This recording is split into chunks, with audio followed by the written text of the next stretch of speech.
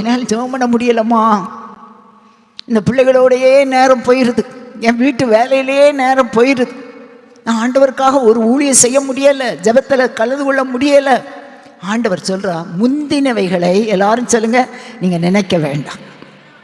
ஆண்டவர் இந்த 26வது வருஷத்தில் ஒரு புதிய காரியத்தை செய்ய போகிறார். விசுவாசிக்கிறீங்களா? ஒரு புதிய காரியம்.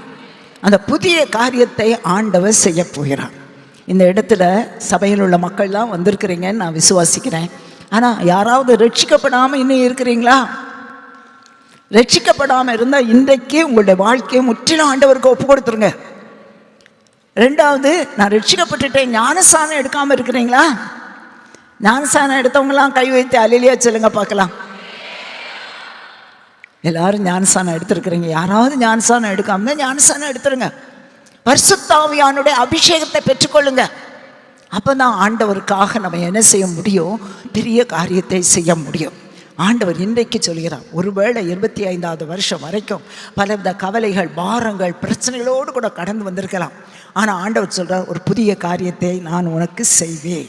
ஹல்லேலூயா.